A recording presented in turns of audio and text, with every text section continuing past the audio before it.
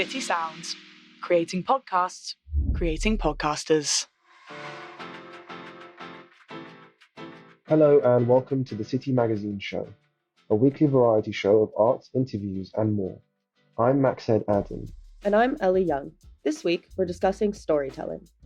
First, we'll hear from Brenna Daldorph, a journalist and narrative producer, on crafting a perfect story for audio and how vulnerability and unseriousness could change the dynamics of a story. Then, Elly Young discusses how growing up around LA has influenced her perception of storytelling. Finally, we hear from MA podcasting students at City St. George's about their favorite storytelling pieces and why they love them. My name is Brenna Daldorph, and I'm a journalist and a writer and an audio producer. I have been making audio for about 10 years now, and I feel like what I always say is my pieces have gotten progressively longer over that time. So I started with like little snippets and then got to half an hour documentaries, and now I'm mostly making long narrative series, although, every once in a while I'll jump back and do a shorter piece. Why have they become longer? It's a good question. I think it's mostly to do with the opportunity. I think that I have always been interested in long form, and I don't think that I'm a natural news person. Like, my brain isn't very fast working, to be honest. So I kind of like taking time over things and thinking about them. So I feel like that's a more natural fit for me. But I do feel like you kind of have to build up your portfolio before you get to the stage of making longer pieces. But I will say that it was kind of a triumphant moment for me when I did my first narrative series that I had sort of fully structured and everything, because I was like, wow, this makes sense. Like I actually was able to pull it off. So in that way, maybe confidence did grow. So I guess starting from the beginning in a way, how did you discover that you were a storyteller? Stories have always been such a part of my life. My dad is actually a poet. And so I grew up with kind of somebody who was constantly writing, constantly observing the world and thinking about it. And his poems are also quite narrative. A lot of them focus on the lives of different people. And so I think that was very formative for me. And then I think as a child, perhaps because of that, or perhaps just who I was kind of constantly thinking about people's different experiences and what it would be like if my life was different and living different experiences. And so I was kind of constantly making up stories in my head or playing it out with toys, kind of like processing through what those different life experiences would be. And so I think it all kind of made sense to come together in writing and in journalism, because you do get a chance to kind of have a sneak peek into other people's worlds and craft stories around them. So do you think the fact that he was a poet, did that help you with that non-chronological approach, do you think, to storytelling? That's really interesting. I feel like his poems are fairly chronological or narratively structured. I think what it did was it made storytelling in some ways intuitive for me. And I think that ultimately we can study all kinds of formulas of how to tell a story. But I do think that most of us kind of know when you hear it. You know when you hear something that's good. And I think that most people are natural storytellers as well. That one of the tips that I often give people is, if you don't know how to start a story, you can kind of take out your iPhone and just record yourself telling it as if you were telling it to a friend, and notice what comes up first, what comes up second. And so I do think that most of us have that kind of sense within us of how you would want to communicate information. And it's just trying to translate that to the page for a script. What do you think makes a story work in audio? Well, I think that in audio, we're quite lucky, because I think that there's a lot of restrictions to the kind of story that can be told in film, because you have to be able to see it or in some way illustrate it. But in audio, the whole picture is in someone's head. And so it works really well to have somebody tell you a story and to put you in that place. You don't necessarily have to be there or have to be recording it, although you can also bring a listener into a place by being somewhere. So I think that's a real advantage to audio storytelling. And I think it allows us to go places that some other mediums can't go. I think for me, what really makes a good audio story is having a compelling person at the heart of it and to be able to hear the way that they express themselves in their voice. It's really special when you have somebody who's a really gifted storyteller, but I don't think that that's it. I think that there's also some people who might sort of struggle to articulate themselves, but if you can guide the listener through it, then they can still feel very compelled by that character. So I think that at its heart, you want to have somebody who you want to listen to. And do you have any favorite storytellers? Absolutely. Well, I played one of my all-time favorites for you guys when I did the workshop, Dave Isay. His piece, Ghetto Life 101, I just think is absolutely incredible. The way that it was put together, the kind of tape that he got from the children, the way that the children express themselves in that piece, I think is just so incredible and has been a real inspiration for me. Another person I really love is Glenn Washington, who does Spooked and Snap Judgment. I think what I like most about him is his ability to take even the smallest moments and find real meaning and spirituality and a story in them. Are there any particular theories of storytelling that you follow or guides that you use to structure your storytelling? I will say I love what's called a small E structure. I don't know. Have you heard of that one? No, I should have done probably. No, not at all. I don't even know if most people use this name, but so you see this shape of a small E.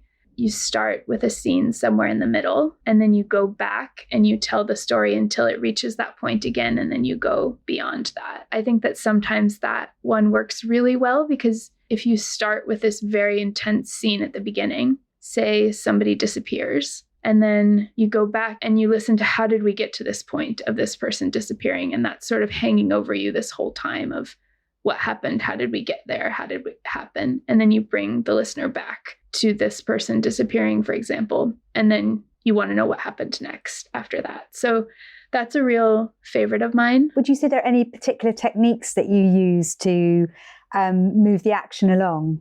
So what's actually interesting is I heard a great tip about using music at one point, that music can be very helpful for moving along those parts that could feel a little slow, and to use music in those spaces and less in the actual emotional spaces. And I stick by that because I think I don't want the music to tell my listener how to feel. I want them to feel based on what the person is saying. And I think that it can be a little overkill sometimes if somebody says something and then there's this real sad music that comes after it, and it can almost feel manipulated. But I do think that sometimes you can use music in those spaces that feel like nothing's quite happening yet to give that little bit of lift. I think relentlessly editing and cutting is really important. I always love my interviews and what they say and could let them go on forever. But usually things become better the more that you cut, as painful as that is, and as much as you think, oh, I can't let that go.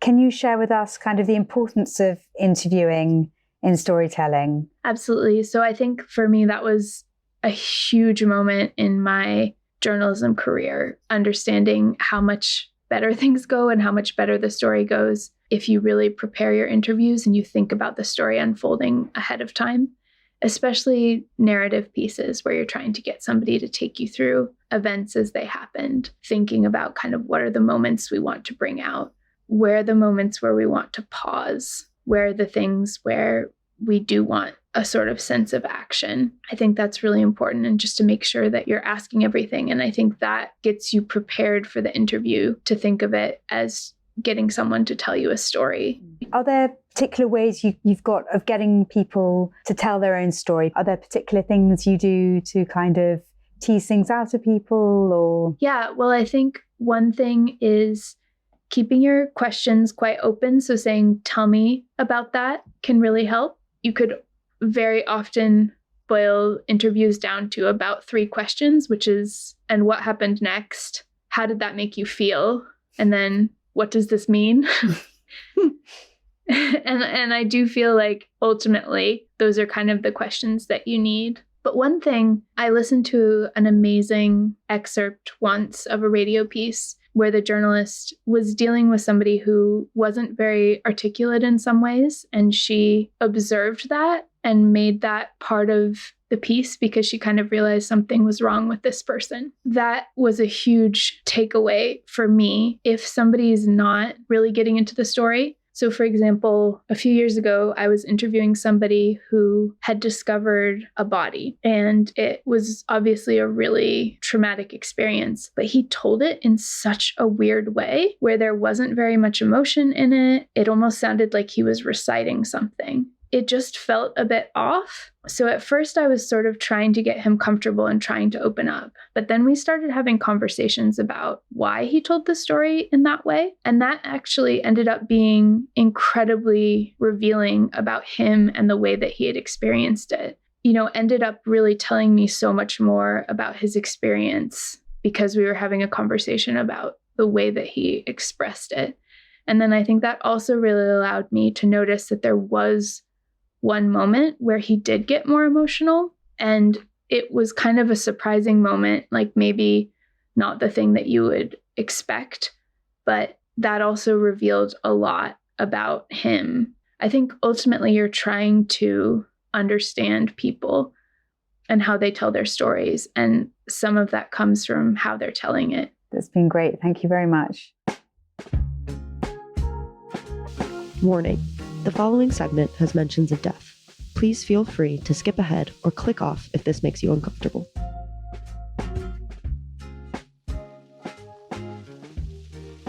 Though not directly in the city of LA, I did grow up within its greater metropolitan area. But being from here kind of puts me in a weird position when I meet other people and they're asking me where I'm from. Oh, that's so cool. Is it really like how it is in the movies? How many celebrities have you actually seen? Why would you move to the UK then? These are just a few of the questions of the many I've been asked. But honestly, I love answering them and telling them a few stories from this place I used to call home. I've had commercials filmed on the street I grew up on. A member of Van Halen used to live a few blocks up from me. And honestly, as I'm recording this, there's a movie being filmed literally right up the street from where my parents live. And all of this really has had an impact on how I perceived different stories and viewed storytelling in itself. There's definitely some cool bits about it, like driving around and seeing the places where iconic films were made. The bridge from La La Land, for example. But with that comes the disappearance of the quote-unquote Hollywood magic, as the bridge has been fenced off and designated as Suicide Bridge by locals. Another example is the empty lot where the racing scene in Greece was filmed, and the surrounding area being littered with bits of trash and car scraps from accidents that have happened over the years on the freeways nearby. What the world sees through a small, curated lens, I grew up seeing in full panoramic view. Which is why the nickname for Hollywood is so fitting. Tinseltown. There's so much glitz and glamour, but in reality, it's mainly all superficial. The locations and the people are all real and ever-present, but they're exaggerated or altered to fit the appointed narrative. And this in itself can sometimes spoil the whole experience and the impact the story can have. Well, at least it did for me when I was younger. Well, at least it did for me when I was younger. But as I grew up, I realized that all of these little details are what made the stories that were being told. It's comparable to that of the people who made them happen. Producers, directors, crew members. They're not actually seen by the viewer, but they're the reason that the story was able to be told and in the way it was told. And realizing all of this has made me appreciate the city all the more. Sure, I complain about it and wish that many things were different, but that's because of the love I have for it and how much I want it to be like the idealized version of itself that it portrays. But at the end of the day, all of these details are part of its greater story. Whether people see the good or the bad is up to them and their perspective.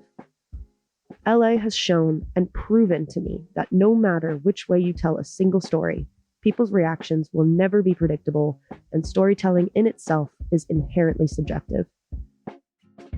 So, I began to take charge of my own story, my life. And now, after being in the UK for a few years, LA is just a part of my story, but one that I'm happy to share with others. This city has helped me shape my own story and the way I'm able to tell it. So for that, I'm forever grateful.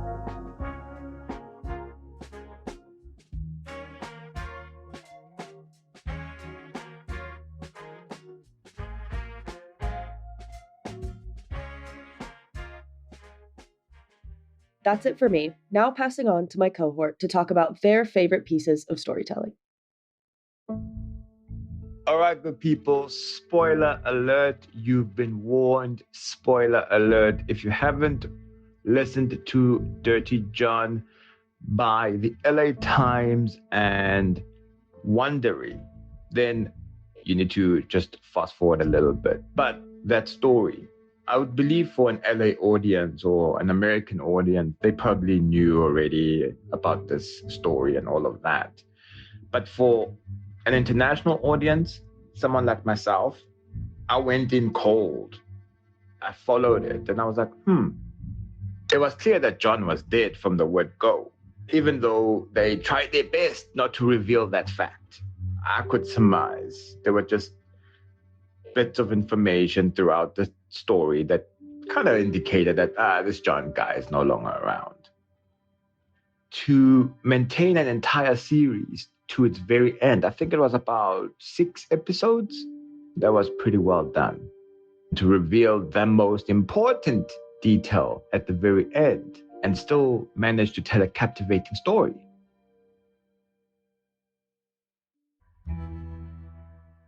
One of my favourite bits of storytelling is The Adventures of Sherlock Holmes by Arthur Conan Doyle, but it's the version of them being read out by this actor, Patrick Horgan. The Adventures of Sherlock Holmes is a collection of 12 short stories. Each story is narrated by Dr. John Watson, and we join him and Detective Sherlock Holmes as they try and uncover some of the most peculiar and unusual crimes you've ever heard of. I think it's just so amazing because it shows how much voice makes a difference in storytelling. He completely lifts the stories off the page and transports you to Victorian London, and it's just so much fun. My recent favorite piece of storytelling is the TV show The Bear. It is actually not about bears, but it's about a young chef who used to work in a Michelin-starred restaurant, but has to return to his hometown to run his family's sandwich shop after his brother took his own life. Well, such a classic trope of a fallen star. And what makes The Bear so good for me is the tension running underneath the whole show, which makes even more sense since it's a show about cooking. Tension is built by the plot when you don't know what is coming next, by the music, by framing, by every little detail. It is the glue that holds every element of a show together. It moves everything forward. It's like the adrenaline rush that you cannot resist, and you just wait for something to come and resolve that rush. And while you are waiting, you have to come back to the show to watch it over and over again. Well, for me, that is one of the best things about great storytelling.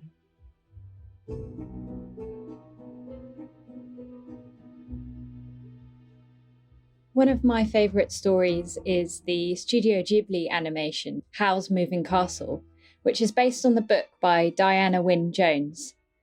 It's something of a cult classic now, and it even inspired a capsule collection from Loewe. It follows Sophie, a resourceful young woman who is cursed to look old by a mean-spirited witch. In her quest to break the curse, she seeks out the wizard Howl and his incredible walking castle, which is this fantastical steampunk creation with a door that has entrances to multiple places. Like all of Hayao Miyazaki's films, it is deeply anti-war, and this one was inspired by the invasion of Iraq. I love this film because of its beautiful, painterly animation style and its witty, impassioned script, which never loses its sense of magic and wonder. I find the door to different places marvellously compelling, but I also love the cheerful domesticity and intricacy in every scene. Like all good stories, you feel like there are many more doors to open.